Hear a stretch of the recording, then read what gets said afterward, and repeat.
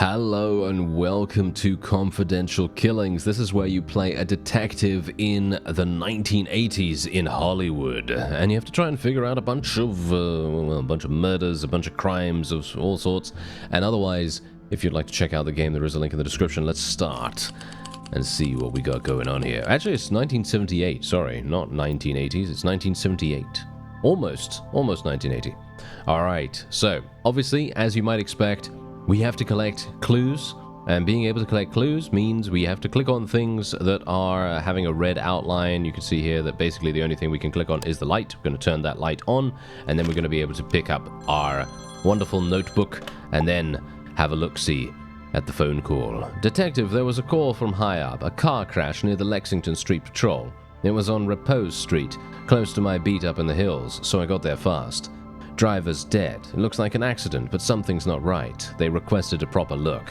So, in other words, what we need to do is we need to click on the clues that are underlined. Then we reconstruct what happened in the notebook. So if we click on detective, crash, Lexington Street, etc., all these other underlined things, then what we can do is click on the notebook, and then we have to select the particular words that fit what we think the crime was.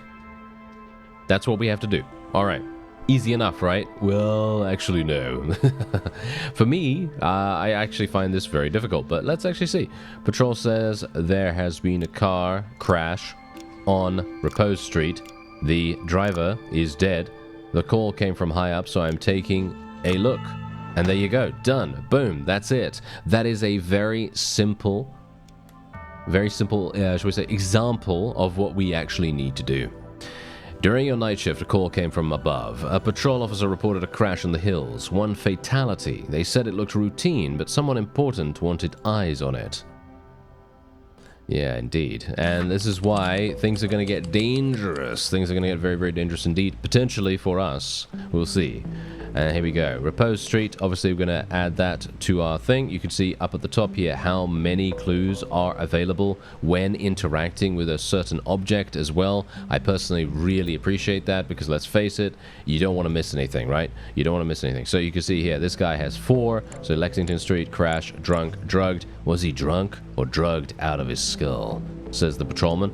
And then we also have the flashlight here, standard issue flashlight, useful for looking during the night. You can get all of these words. Every single one of these words, and you can see here that this guy, his name is David McCart, and we're not really going to need that, I don't think. We're not really going to need that particular piece of information because I doubt he was the perpetrator, but yeah, it's nice to know that you can get that. A custom license plate, they don't sell these to just anyone. Under the grime it says Bradley.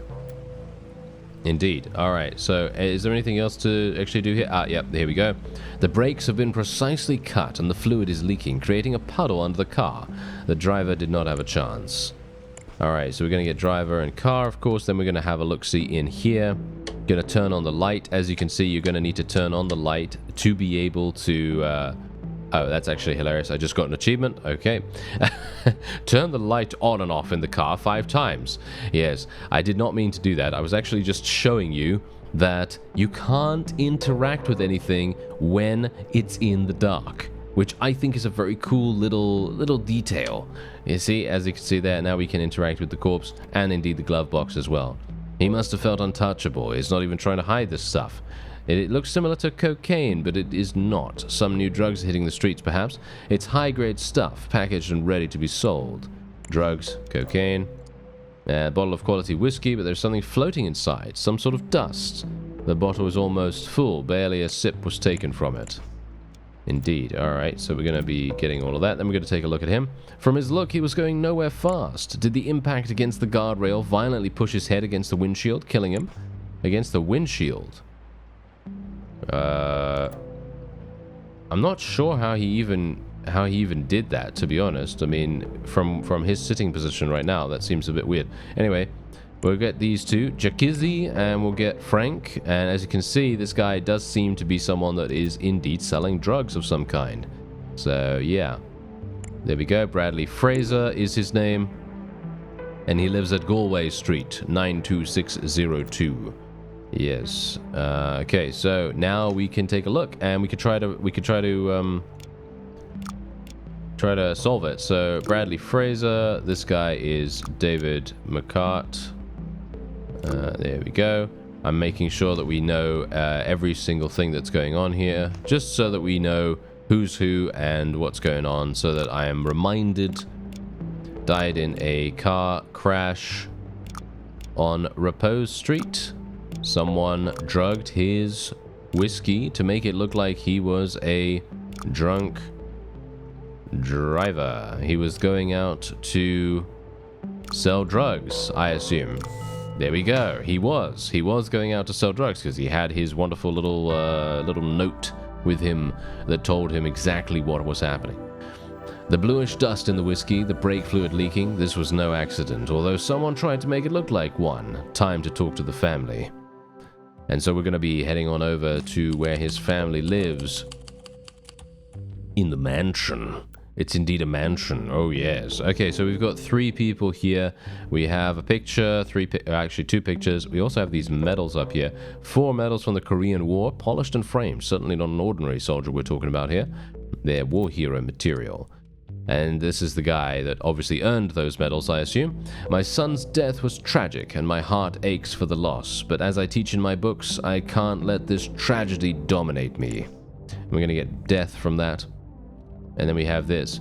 Mr. Fraser, I know I have huge debt of gratitude to you that I will never be able to repay, but for 9 years I worked for you, doing everything that was necessary, everything with no complaint. I fix the roof, I wash the cars, I do the garden, I help wife with the medicine, I do all. But please, I implore you, let me go. I cannot explain why now.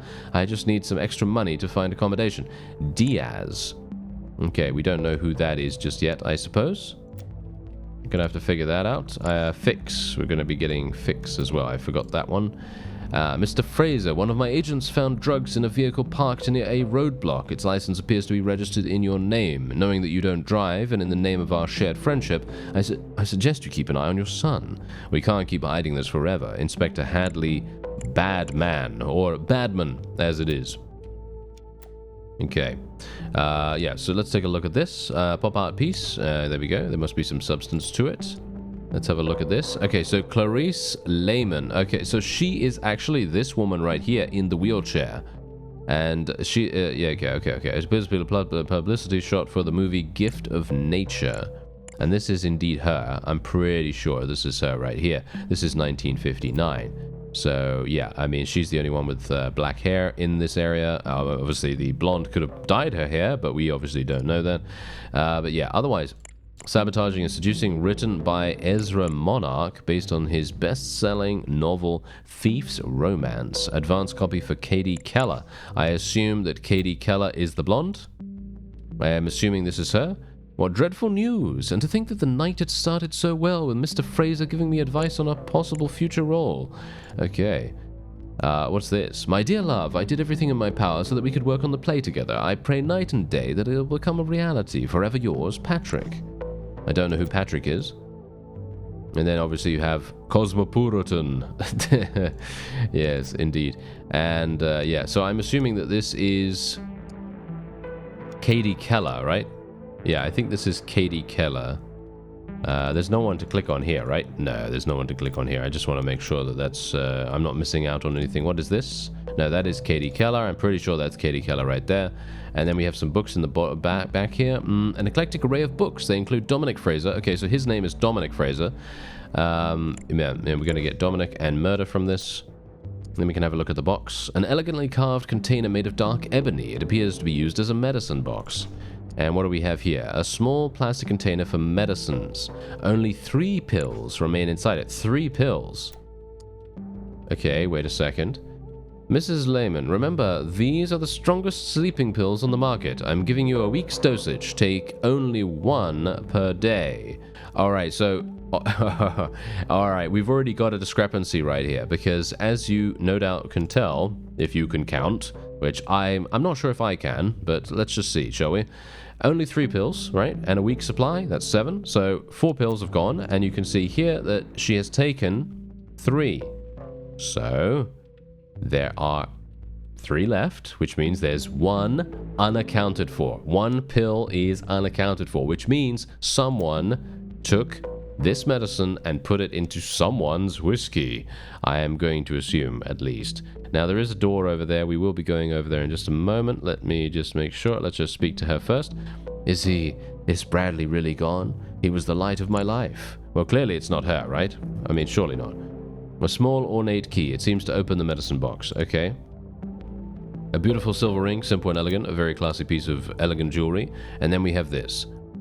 Dear Mrs. Lehman, I feel terrible at the thought of leaving you alone tonight, but it was impossible to find any other nurse to take my place on such short notice. But Mr. Fraser really insisted that I go visit my sister tonight, even though I told him there was no need. A little flu is nothing to be concerned about, but he was adamant. Please remember to take the new medicine the doctor prescribed in the doses he wrote on the prescription. I left my sister's phone number on the back. Don't hesitate to call me for anything, please. I know you never want to disturb me, but that's what I'm here for. Our friendship goes beyond my job. And that is from Shirley Flores. We don't need anything from this, but I am assuming that nothing is going to happen here. But there is a key for the medicine box, so I think that's probably going to come in handy here, probably. Let's have a look. Okay, so we got a beautiful sports car in pristine condition. We also have this. Aha, what is this? Enough is enough. I will not do it. Not Sunday, not ever. You've seen what your stuff has done to my sister. I don't want anything to do with it anymore. I'd rather be in a federal prison than bring another gram of that poison to you. Pedro. Okay. Well, is this Pedro? Do we know? It must be, right? Surely. A full bottle of whiskey from an expensive brand. Hey, Bradley, have you asked your daddy about his friend Roman? Do it. His reaction will surprise you. And what is this? CK? Is that CK? That's a very stylized CK. And then a beat-up truck from 3 decades ago. The door has a strange hidden compartment on it of the kind often seen in smuggling operations. Some items have been left on the dashboard. Hey, Grease Monkey, don't you try bailing on me and I'm going straight to the Federales. It's a promise. They can't touch me, but they'll have a party with you. Sunday is the day. Be there. Alright, okay, so I think we've already got this. I think we already got this in the bag. Which is kind of surprising because I'm not very good at these kinds of games. So I do enjoy them. That's the funny thing. I really like a nice mystery. But I'm not very good at them. Let's just say that. Anyway, so this is obviously from Bradley. This is a note from Bradley to Pedro, right? So Pedro is this guy, right? This guy right here. Because we've already seen that this is the guy. Because as you could see, he wrote about Sunday. See, I will not do it, not Sunday, not ever. And I'm assuming that because this guy was a drug dealer, right? Bradley was a drug dealer. That means that he was dealing drugs. And Pedro's sister probably overdosed or something along those lines from the drugs, right? That's probably what's going on here. Let's have a look. Oh, yes. Actually, that is indeed exactly what happened because you could see here she now overdosed. Well, it says that she overdosed at the very least. So, yeah, there's that. Okay. So very, very obvious, right? That we shouldn't have too many problems. Hopefully, shouldn't have too many problems actually, finishing this. But who knows? We'll see what happens. Okay, a large keyring with many keys attached to it. It can mean that he does work all around the house, not only in the garage. And indeed, he has a key that looks very similar to the medicine key that we found beforehand. All right. So one thing, for some reason, I'm missing one word. I'm missing one word. Where would that be?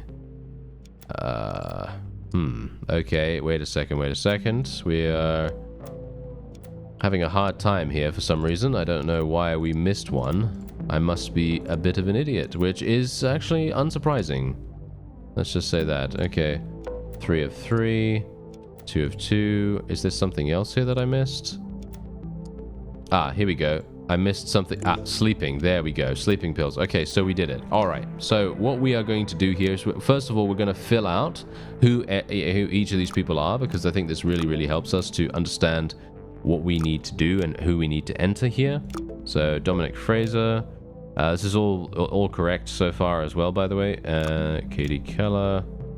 Boom, boom, boom. There we go. And obviously Clarice Lehman. There we go. And that is 100%. All right. So that's fantastic. So we are going to say that Pedro, right? So Pedro Diaz killed Bradley Fraser by Ooh, what? Sabotaging his whiskey and putting... No, that surely not. Sabotaging his car. There we go. Sabotaging his car and putting Clarice's, yeah, I guess, right? Clarice's sleeping pills in his whiskey. There we go. There we go. The reason for the not the overdose. The reason for the murder was the accidental overdose. Oh, no, wait. Accidental death, there we go, by overdose of his sister. There we go, we did it! We actually did it, I can't believe it. Wow, alright, we did that, fantastic. Okay, now we can continue onward and see what happens. Pedro was sick of working as a drug mule for Bradley. His sister's death from the very drug he smuggled out of Mexico was the drop that finally spilled the glass. Cornered, Pedro made the wrong choice, and Bradley paid the price.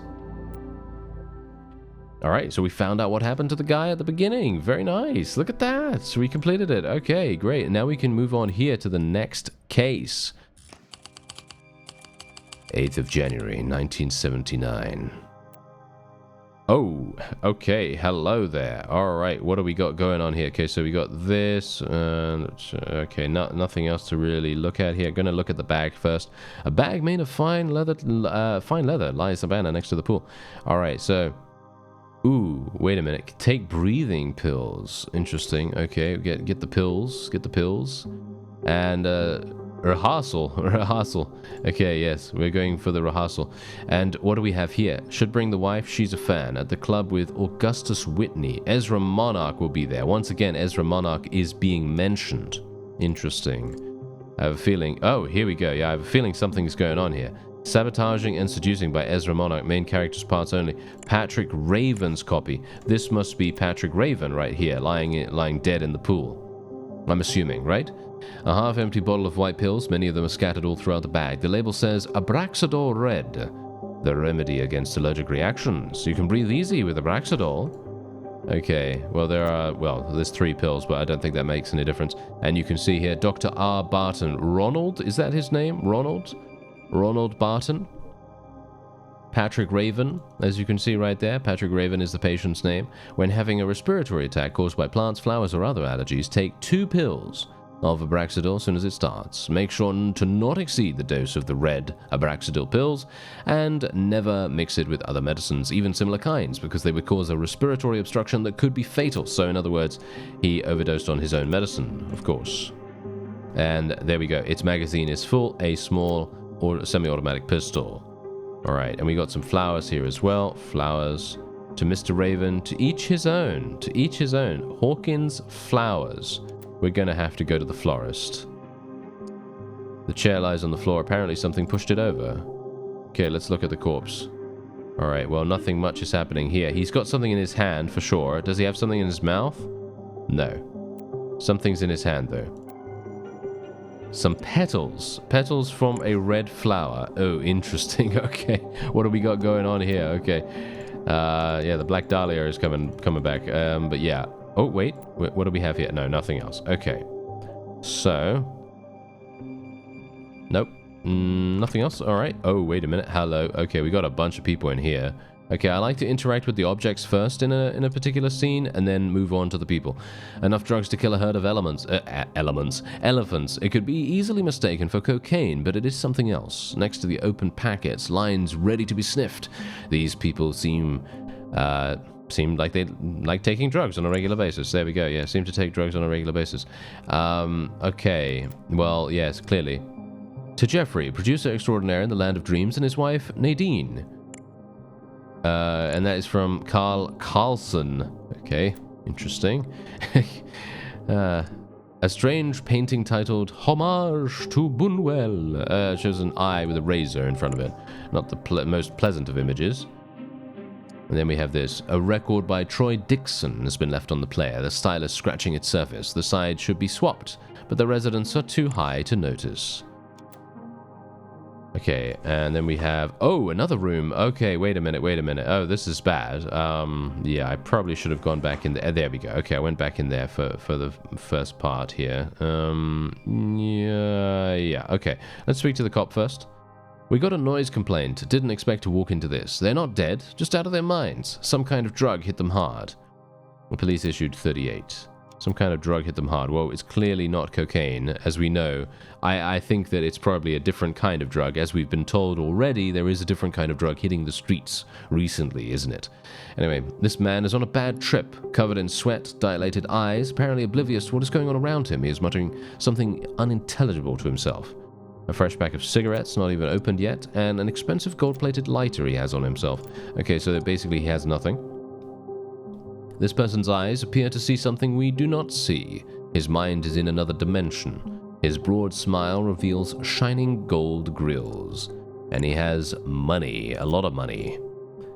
Alpha Omega radio station. We don't find talent, we create it. Dear Mr. Kunta, it is with immense pleasure that we welcome you as the latest member of the Alpha Omega radio station family. We have attached a list of albums and artists to play, as suggested by our program director, that you can peruse at your own leisure. Please feel free to make any changes you like. We trust you completely. Your success at previous stations is a testament to your musical knowledge. We are looking forward to collaborating with you. Please join at our weekly conference next Monday so we can discuss with you the details of your employment.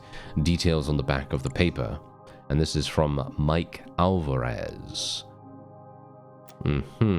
Okay. Stop selling cocaine to my wife. Ah, that's Patrick Raven, of course. I don't give a crap what she does with her life, but it'll damn ruin my reputation, he says.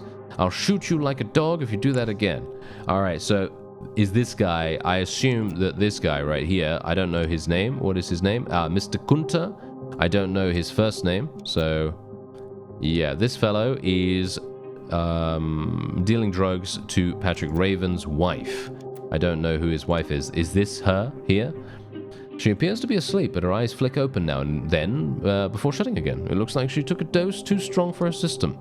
An elegant leather purse, some banknotes, etc., etc. 2 letters carved on it. PR. Well, I mean, clearly, a simple but elegant golden ring, 2 letters carved on it. This is his wife. This is Patrick Raven's wife right here. 100%. We already know that. That's very, very easy to deduce, isn't it? So let's turn on the light here, and then we can actually see some things. What do we have here? Wine. Ah, hello. Okay, what do we have here? Mr. Note to Secretary, find his name. I can't read his stupid signature. Sounds like me. I'm very bad at reading signatures, that's funny. Your screenplay is very interesting, or shall we say really interesting. Add nice adjectives. And the style is so close to Monarch's, it would be perfect. I'll send you a guest pass for the next rehearsal so we can talk. Blah, blah, blah. Kind regards, write the rest. That is very funny. Alright, so yes, this is Mr. Stanowitz. I'm so glad you liked my screenplay. Yeah, so Mr. Stanowitz is this fellow right here, I assume, with the cigar. I'm assuming that's him, at least. What do we have here? Traces of lipstick, a splash of wine is left untouched at the bottom. And who is this? She's sleeping peacefully on the sofa. Her breath smells of alcohol. You bitch! First you steal my husband, then my role in the production? I'll get you if it's the last thing I do. We obviously have no idea who that note is from. And then, it must be Katie Keller, potentially. Wait a second. Katie Keller seems to be having a, shall we say, an affair with Patrick. What do you think? I think that sounds about right. Yes, as it says here, Katie, the muse of my heart, in darkness after dusk, your laughter lights the sky like a sun, each note a brush stroke on my heart. Katie, my irreplaceable muse, so beautiful you transcend the frame. Although a reckless vow binds me, in my heart you inspire my art, and not the bride I'm chained to. Love will be our masterpiece we won't speak of, a sad longing that colors my soul. And that is obviously from P, and it appears to be a very amateurish attempt at poetry. Yes, indeed. Well, that was obviously scrumpled up, so the question is, she is obviously, this is Katie Keller. This must be Katie Keller right here. Yeah. Yeah. This is definitely her. And also, there's Jakizi, the DJ with the golden smile. So that's the guy. That's the guy in the other room over there. You see? Yes, no drugs, no alcohol, and Dominic Fraser's teachings. That's my secret, says Patrick Raven. Okay, so everyone's connected right here, which is, in my opinion, extremely cool. I love that kind of thing. So Jakizi is Mr. Kunta, right? I am happy to report that you've been accepted for the role. The support of your colleague, Mr. Raven, has been overwhelming, and he was elated when I told him the news. I am afraid I will not be at the party because such occasions are a burden to my temperament after my recent loss. But please feel free to communicate my approval to our producer when you see him tonight. You will be able to celebrate together the good news and discuss the role. You are a rising star with a bright future, my dear, says Dominic Fraser. And that is obviously Katie Keller. So we know that that is Katie Keller. She was having an affair with Patrick Raven. I'm assuming the wife killed him. But obviously we won't know that just yet. So let's speak to them now. Or actually, no, never mind. Let's speak to this guy. Okay, hello. Party invitations left. Okay, so Patrick Raven, keep pills in bathroom for him. He phoned to say he'll bring his wife. Ivy Otter is her name. Okay, so the wife's name is Ivy Otter. Okay, Katie Keller to discuss her role in the play. Okay, she'll come directly into the office. Bradley Fraser, obviously he's gone. And DJ Kunta, as you see right there, that DJ friend of Brad, he'll probably bring the stuff in his place, that is. And then we have Jack Potter here. Don't let this guy near alcohol or drugs. Remember how that party ended at the Frasers. I'm assuming that's the fellow that's having a bad trip. And then we have Finley Powell here. I don't know who Finley Powell is. And obviously Ezra Monarch is crossed out somehow. And Nadine is out for the night. Okay. Here we go. Hey, Jeff, you old rascal. Remember that favor you owe me? Now it's me in need of a hand. I found this actress called Martha, and she's a beauty. She just needs a big break. She would be perfect to fill a smaller role in your play. You wait and see her. Then it's going to be you who'll thank me. Let's have a drink soon at the usual place and discuss this. Your pal, Alex. P.S. Say hi to Nadine for me. So Nadine is Mr. Steinowitz. Is that his name? Steinowitz? I'm assuming this is his assistant. Nadine is his assistant. And Martha, I don't know who Martha is. He's flat out drunk. Still, he has the look of someone used to calling the shots. Well, we know that this is indeed, for sure, Mr. Steinowitz, right? Mr. Stainowitz, even. Stainowitz, not Steinowitz. Okay, there we go. All right, so let's have a look here. A bookcase containing mostly the latest editorial successes. One Love Too Many, Dominic Fraser's Brave and Successful, and a few classics that look completely untouched. Jeff, I'm assuming this is Jeff, isn't it? A framed award to Jay Stainowitz, the Best Producer Award for Lying Like a Sleeping Dog and Ranger in Utopia.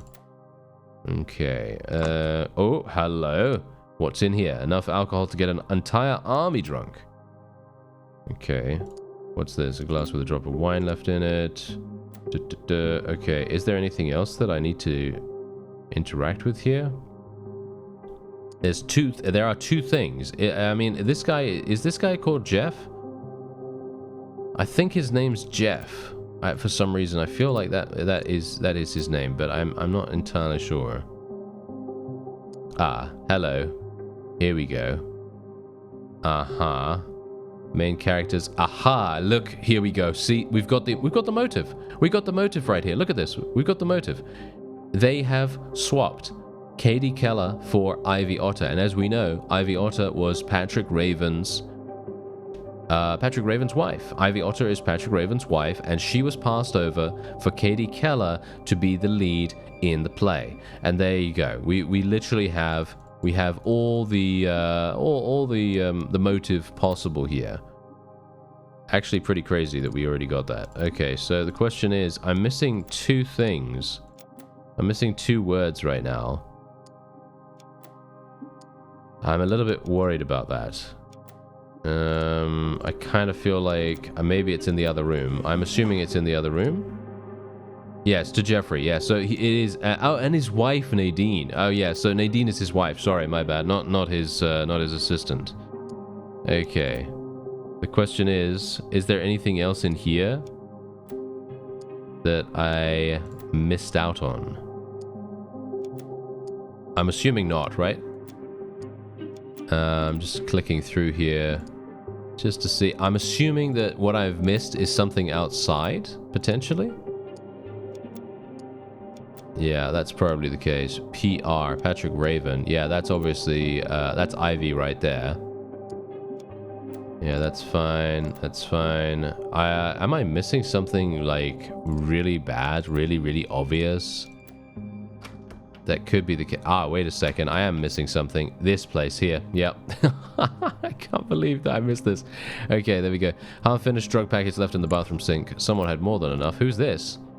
His mouth is covered in saliva and vomit, enough to make him suffocate and die? His arm is filled with marks. On his t-shirt, it says, "You don't know Jack." Who's this? I told you to stay away from my house. I can't hang with people like you in public. You're a PR menace. I'll shoot you if you come near me or my wife again, says Patrick Raven. Almost empty. Somehow shows he's a heavy smoker. Gold-plated lighter. Okay, so the question is, who is this guy? Who is this?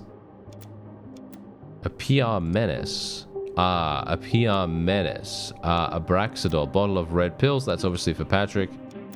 And then a small medicine cabinet. Empty. Container. That was empty. And what do we have here? No, nothing. Okay. Yeah, I don't know who that is. I feel like I need to see the list of people again. Let me have a look. There we go. Okay, who is the ah, wait. I think it's this guy, right? Yeah, here we go. Jack Potter, I believe, is that guy. I think. Not sure, but it's pretty clear what's going to happen. Who's the? Yeah, that's. Oh, we know who this is. That's hilarious. I was about to say, who's this? It's Patrick Raven, of course. Okay, so the question is, who is this guy? This is Finley Powell, I guess. Yeah, there we go. Okay, so we now have everyone listed, right? So let's have a look here. So, well, clearly, I mean, Patrick Raven, right? It's got to be Patrick. Patrick Raven was killed by, I'm going to say Ivy Otter, I am assuming, right? The killer sent him flowers to cause an allergic reaction, which made him suffocate. Wait, which made him what? Take. There we go. Take. Yes. Take his pills, but they had been swapped with a different kind found in the bathroom. This caused Patrick Raven, if I'm correct about this, to suffocate and fall into the pool. The reason for the killing is the victim's relationship with Katie Keller. There we go. Who used him to obtain a role in the latest play. Perfect. So look at that. We did it. Yes, very nice. He had it all. The looks, the talent, the money. Patrick even lived a teetotal life, but his wife was jealous and she knew where to aim. All it took was a bouquet of flowers. The drugs, too, made a victim. A guest was found dead from an OD. A guest, eh? A guest. Ah, we'll never know who that was, but there you go. All right. So, I think I've given you a pretty good idea what Confidential Killings is all about. If you'd like to check it out, there is a link in the description. I thank you very much for watching, and I'll see you next time.